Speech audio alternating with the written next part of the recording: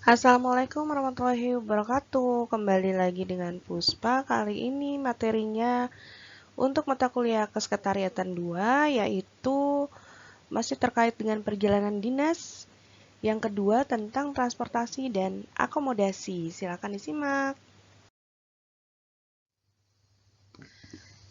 Jenis transportasi. Pada dasarnya perjalanan dinas yang dilakukan pimpinan maupun staf menggunakan jenis transportasi yang berbeda.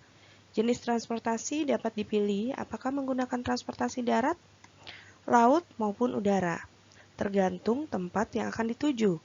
Terkadang perjalanan dinas untuk mencapai tujuan tempat yang diinginkan menggunakan salah satu jenis transportasi saja.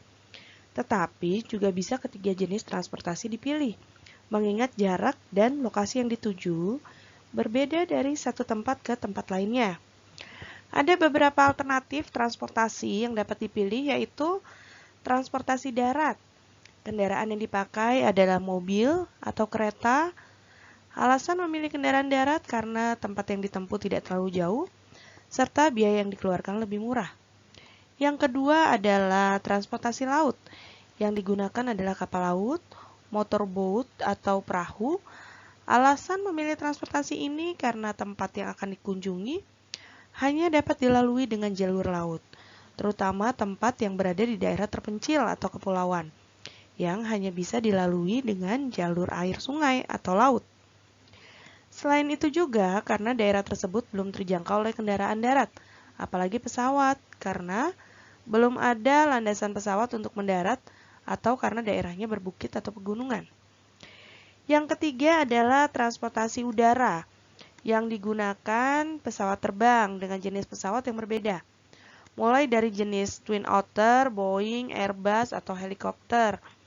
Pemilihan jenis pesawat berbeda karena mempertimbangkan lokasi dan biaya serta waktu tempuh yang diperlukan. Dalam memilih pesawat yang akan digunakan, hendaknya diperhatikan faktor-faktor berikut. Yang pertama adalah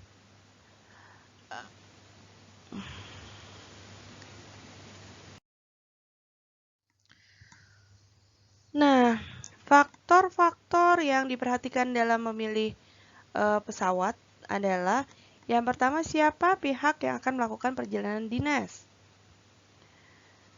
Nah, hal ini dilakukan untuk reservasi jenis pesawat yang akan digunakan.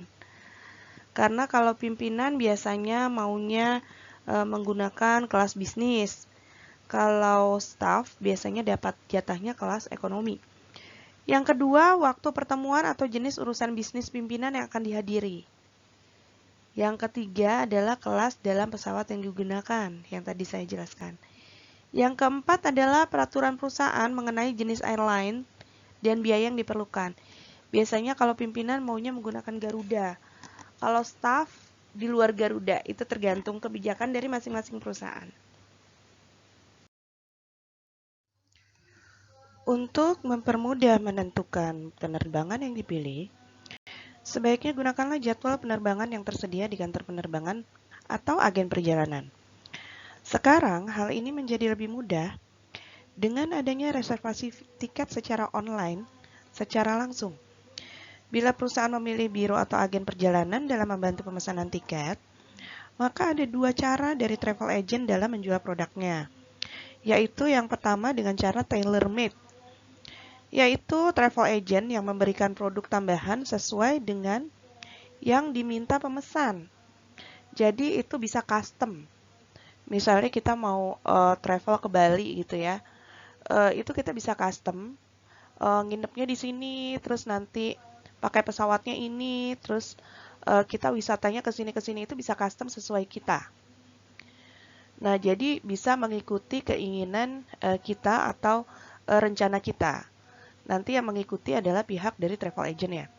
Kemudian yang kedua adalah ready made, yaitu paket yang sudah siap jual atau dipakai. Jadi di situ sudah ada paket wisata, misalnya 2 hari 3 malam ke Bangkok gitu ya, dengan biaya sekian, itu sudah ada pesawatnya, hotelnya, dan lain sebagainya. Kita udah nggak bisa milih, kita tinggal pilih paketnya aja gitu ya.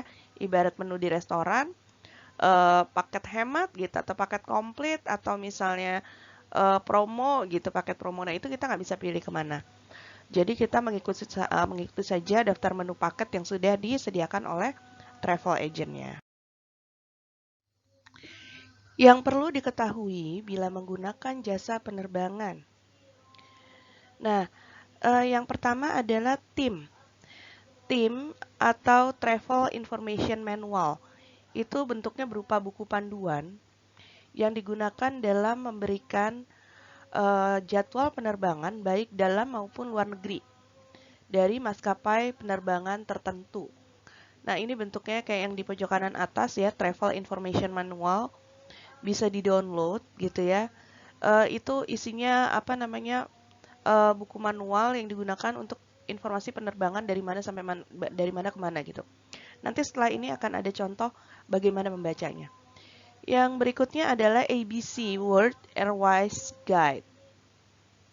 Nah, buku yang menjelaskan mengenai general information dan quick reference. Contoh ABC Guide di sini berisi air travel information, informasi dari penerbangan gitu ya. Terus worldwide city to city schedule, jadwal penerbangan dari kota ke kota. Kemudian misalnya dari Jakarta ke Jerman gitu. Nah, di situ sudah ada penerbangannya, pesawatnya apa dan lain sebagainya. Contoh dari ABC itu yang warna merah. Seperti itu. Kemudian OAG, Official Airline Guide. Buku ini hanya berlaku di USA saja, jadi tidak worldwide gitu ya. Kalau ABC bisa worldwide, kalau itu lokal hanya di Amerika aja. Nah, itu bentuknya seperti yang di pojok kanan bawah, yang warna biru. Official Airline Guide. Nah, contoh dari tim yang tadi ya, Travel Information Manual. Ini bentuknya dalamnya seperti ini. Cara bacanya adalah validity from. Itu buku ini berlaku mulai tanggal 20 Agustus tahun gitu ya. Kalau lihat tanggal 20/8. To itu sampai tanggal 10 Desember tahun berapa. Days of service ini 1 sampai 7 angkanya, artinya hari penerbangan itu mulai Senin sampai dengan Minggu. Departure jam 10. Artinya pesawat berangkat jam 10. Dari mana ke mana? Ini di atas sudah ada judulnya From Cengkareng to Denpasar. Jadi dari Jakarta ke Bali. Arrival 12 WIT, pesawat itu sampai tujuan pada jam 12. Flight number GA656, itu pesawat yang digunakan adalah Garuda dengan nomor 656. ACFT 747 ini adalah jenis pesawat Boeing 747. Kelas FY pesawat, kelas dalam pesawat itu ekonomi dan bisnis. Kelas 0 itu pesawat berarti tidak berhenti, langsung gitu ya. Berikutnya adalah jenis penerbangan. Jenis penerbangan tuh ada yang through flight atau direct flight, langsung ya. Ada transfer connection, ada connectionnya, ada transitnya. Kemudian ada transfer connection plus MCT, minimum connecting time. Jadi transitnya nggak lama-lama gitu. Nanti akan dijelaskan di slide berikutnya. Through flight atau direct flight, yaitu penerbangan langsung. Pesawat juga bisa melakukan transit terlebih dahulu, kemudian melanjutkan kembali dengan pesawat yang sama ke tempat tujuan sesuai jadwal penerbangan yang dipilih. Misalnya, perjalanan dari Bandung ke Denpasar memakai Garuda, maka dapat dibaca jadwalnya seperti berikut. Bandung ke Surabaya misalnya GA656. Terus Surabaya Denpasar juga sama, GA656. Nah, ini bisa langsung Bandung-Surabaya, bisa juga transit sebentar, tapi tetap menggunakan pesawat yang sama. Transfer connection, baik single connection maupun multi connection. Contoh single connection, misalnya Bandung ke Denpasar, tapi melalui Surabaya dulu. Jadi menggunakan Garuda sampai Surabaya, kemudian dari Surabaya ke Denpasar menggunakan Lion. Ini namanya single connection. Contoh dari multi connection, misalnya ingin ke Jepang. Pertama transit dari Bandung ke Surabaya, dari Surabaya Bandung Surabaya menggunakan Lion, Surabaya Denpasar menggunakan Garuda, kemudian Denpasar Jepang menggunakan JAL, Japanese Airlines. Nah itu karena ada tiga kali ganti pesawat, jadi ini dinamakan multi connection. Transfer connection plus MCT, minimum connecting time, yaitu waktu yang dibutuhkan seseorang yang akan melakukan penerbangan dengan pesawat lain dan dibutuhkan waktu minimal untuk melakukan check-in, tidak kurang dari 30 menit. Contohnya, domestik ke internasional, Jakarta ke Singapura via Medan. Nah, di sini ada transitnya, jadi butuh MCT. Kemudian kalau inter-airport, airportnya udah antar-airport. Jakarta, London, Amsterdam. Ini udah internasional ya. Ini juga butuh adanya minimum connecting time sebelum berganti pesawat. Kalau internasional misalnya dari Jakarta mau ke Amerika melalui Jepang. Nah, itu juga ada. Kalau domestik mau dari Bandung mau ke Balikpapan via Jakarta. Nah, itu juga butuh minimum connecting time. Jadi ada waktu untuk pindah ke pesawat dan check-in ke pesawat berikut. Istilah lain di dalam penerbangan yang perlu diketahui juga adalah interline, yaitu bila ada perbaikan pesawat, maka pesawat tersebut berganti dengan pesawat lain untuk meneruskan perjalanannya. Jadi pesawatnya akan berbeda dengan yang tertera di tiket. Sedangkan online yaitu bila ada perbaikan suku cadang pesawat, maka pesawat tersebut tetap bisa digunakan dengan jenis pesawat yang sama. Jadi istilah-istilah ini kalian juga harus paham sebagai seorang administrasi atau sekretaris nanti akan memesankan tiket kepada pimpinan atau ikut bersama pimpinan dalam perjalanan dinas. Informasi yang perlu diketahui dalam membaca jadwal penerbangan. Yang pertama adalah bandara udara keberangkatannya itu dari mana. Kemudian keberangkatan atau departure ya. Kemudian bandara udara tujuan arrival itu kemana? Berangkatnya dari mana, tujuannya kemana? Kemudian kita juga harus tahu waktu keberangkatan atau biasa disingkatnya ETD, Estimate Time Departure. Kemudian waktu kedatangan atau ETA, Estimate Time Arrival, itu kapan gitu ya. Terus jenis penerbangannya apa? Sudah dibahas di sebelumnya jenis penerbangan. Kemudian nomor penerbangannya, misalnya GA berapa gitu ya. Kemudian itu untuk Garuda dan untuk yang lainnya bisa dicek nanti di airway masing-masing. Kemudian nomor penerbangan bandara udara ketika transit itu apa? Terus waktu dan lama transitnya itu berapa lama? Bila transit, pesawat pengganti setelah transit itu apa? Nah, itu harus jelas informasinya. Dan informasi tersebut kalau saya sewaktu menjadi sekretaris itu biasanya untuk mempermudah pimpinan itu kita letakkan di atas tiketnya. Biasanya kalau tiket sekarang online ya. Itu informasi-informasi ini ditaruh di atas post-it dengan warna yang gonjreng gitu ya. Terus yang sangat penting-penting kita stabilo untuk bagian ini saja. Kalau jadi tidak perlu buka tiket lagi gitu ya. Kapan sih nyampenya atau kapan sih berangkatnya jam berapa, terus terminal berapa. Nah, itu sudah saya kasih kertas kecil dan itu saya sematkan di atas tiket atau di paling atas map dokumen yang harus dibawa oleh pimpinan. Jadi tidak perlu bongkar-bongkar lagi untuk tahu informasi-informasi ini, itu sudah ada di catatan kecil itu. Jangan sampai hilang gitu ya. Itu untuk mempermudah pimpinan. Bagasi. Berat dan jumlah bawaan yang dapat dibawa ke bagasi dan kabin berbeda, tergantung dari kelas yang dipilih dalam pesawat tersebut. Yaitu misalnya berat untuk bawaan ya, atau berat untuk bagasi.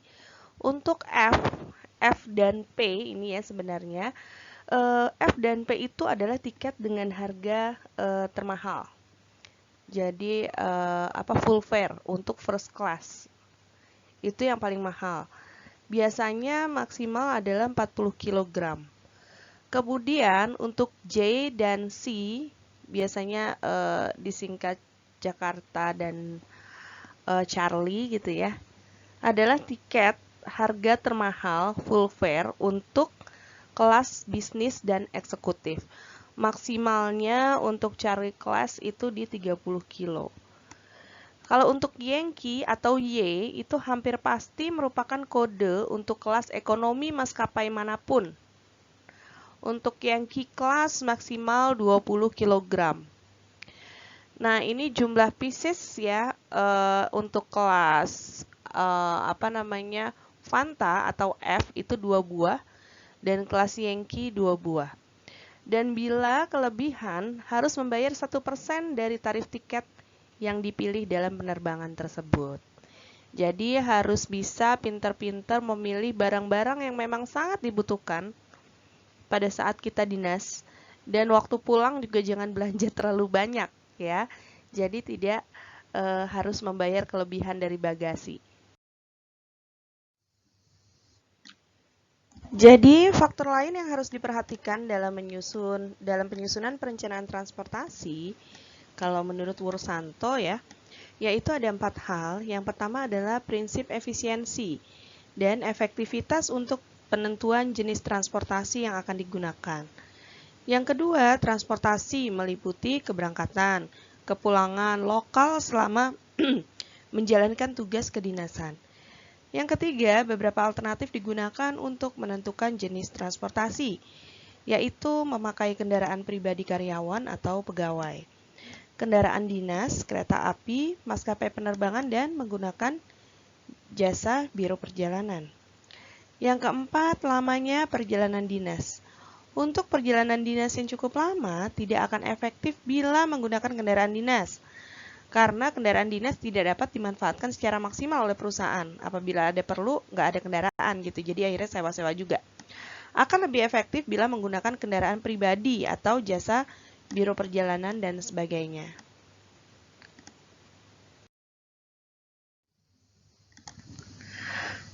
Perencanaan dan pemesanan akomodasi. Kita akan bahas perencanaan akomodasi. Perencanaan akomodasi adalah perencanaan mengenai tempat penginapan selama karyawan atau pegawai atau pimpinan kita dalam perjalanan dinas. Agar perjalanan dinas berlangsung dengan baik, kita perlu mengetahui hal-hal sebagai berikut, yakni tempat tujuan perjalanan dinas, agar dapat menghubungi hotel yang akan digunakan untuk menginap. Jadi kita sudah bisa pesan dari kantor sebelumnya. Yang kedua adalah lama tugas perjalanan dinas. Nah, hal ini berkaitan dengan perlu atau tidak perjalanan dinas menggunakan penginapan. Seperti misalnya dinasnya di Jakarta, perjalanan dinas maksudnya dinas sehari-hari di Jakarta dan perjalanan dinasnya ke Bogor atau ke Depok.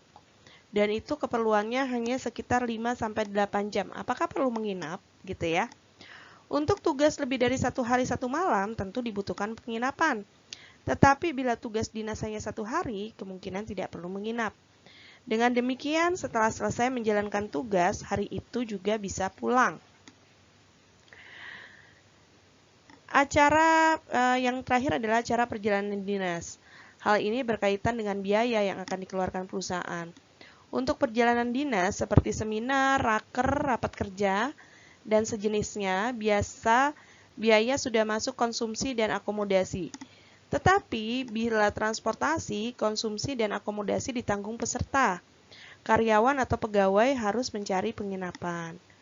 Jenis penginapan yang dapat digunakan dalam melakukan perjalanan dinas akan dibahas setelah ini.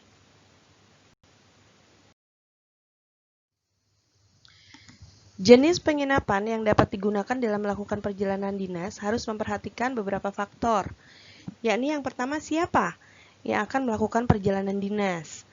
Karena pimpinan dan karyawan, manajer, director, staff itu kelas hotelnya berbeda. Jadi kelas hotelnya berbeda. Ya, untuk director pasti menggunakan kelas hotel bintang 5 dengan tipe kamar yang juga berbeda. Jadi tidak mungkin standar, minimal deluxe gitu ya untuk direktur. Dan kemudian yang kedua adalah tempat yang akan dikunjungi. Nah, tempat yang akan dikunjungi ini di mana? Jadi nanti penginapan akan mendekati. Atau kalau memang tempat yang akan dikunjungi itu ada penginapannya, ya kita akan menginap di sana. Karena akan lebih efektif untuk perjalanan ke tempat kegiatan tersebut. Kemudian tujuan perjalanan. Tujuan perjalanan itu apakah ke satu tempat ataukah ke beberapa tempat? Apabila ke satu tempat dan di situ banyak penginapan atau tempat yang dituju bahkan ada penginapannya, ya sama seperti sebelumnya, akan lebih efektif bila kita menginap di tempat acara tersebut berlangsung. Biaya yang diperlukan untuk perjalanan tersebut. Nah, ini juga budgetnya berapa. Jadi budget pimpinan, budget staff itu juga berbeda. Jadi biaya juga terkait dengan kelas yang akan digunakan untuk perjalanan dinas tersebut. Penginapan dalam perjalanan dinas tersebut. Jenis penginapan. Ada beberapa jenis penginapan yang dapat dipilih sesuai dengan faktor-faktor tersebut. Yang pertama adalah hotel, yaitu perusahaan yang menyediakan jasa dalam bentuk penginapan dan menyajikan hidangan serta fasilitas lengkap. Hotel memiliki kriteria standar yang berbeda, seperti ada Hotel Melati, Hotel Bintang 3, Melati itu biasanya bintang 2 ya, Hotel Bintang 3, Hotel Bintang 4, dan Hotel Bintang 5. Perbedaannya adalah di fasilitas. Kemudian yang kedua adalah motel, tempat menginap dan tidak untuk menginap dalam waktu yang lama. Kemudian yang ketiga adalah youth hostel, tempat penginapan untuk remaja yang biasa datang ke rombongan dan memperoleh special price. Yang keempat adalah holiday village atau dusun wisata. Ini memiliki ciri berpegang pada nilai-nilai pergaulan untuk liburan yang khas, biasanya nih etnik-etnik gitu ya, dan memiliki sebuah perkumpulan atau klub. Yang kelima adalah homestay, memiliki ciri bukan suatu badan atau lembaga, biasanya biayanya rendah dan sudah bekerja sama dengan biro perjalanan di dalam pengaturannya. Jadi ini tidak ada, maksudnya tidak tercatat sebagai suatu bisnis yang tercatat bahwa dia hotel, motel atau yang lainnya, tapi ini homestay, jadi seperti rumah yang disewakan. Jadi ini sudah kerjasama dengan biro perjalanan. Yang keenam adalah bungalow. Ini tempat penginapan di mana pengunjung merasa seperti di rumah sendiri. Isinya lengkap, jadi ada dapur, mesin cuci gitu ya. Jadi ada beberapa kamar gitu, bentuknya seperti rumah sendiri. Jadi bisa masak, bisa cuci, dan lain sebagainya. Yang terakhir adalah wisma peristirahatan. Biayanya biasanya tidak terlalu mahal, sederhana tempatnya, dan biasanya nyaman untuk beristirahat. Oke, di sini mulai bisa diputuskan nanti jika kita membawa rombongan atau jika kita membawa pimpinan, apa yang akan dipilih untuk menginap. Ini bisa didiskusikan, mungkin biasanya kantor sudah ada preference sendiri gitu ya. Maunya yang mana, kelasnya yang mana, kita tinggal koordinasi saja. Ini tadi sudah sempat disinggung. Untuk perjalanan dinas pimpinan perlu diperhatikan beberapa hal, yaitu yang pertama, sesuaikan hotel atau tempat penginapan dengan tempat pertemuan bisnis, seminar, launching produk, atau promosi yang akan dilaksanakan. Yang kedua, jarak hotel atau penginapan dengan daerah perkantoran serta perbelanjaan yang lain. Tidak jauh gitu ya. Jadi berdekatan. Fasilitas yang ketiga adalah fasilitas hotel atau penginapan sesuai dengan biaya yang telah diberikan menurut standar perusahaan. Jadi on budget, harus sesuai budget. Tidak boleh berlebih dari budget yang sudah disediakan. Yang keempat adalah tempat penginapan memberikan rasa nyaman dan aman, sehingga tugas perjalanan dinas menjadi menyenangkan serta produktif tentunya.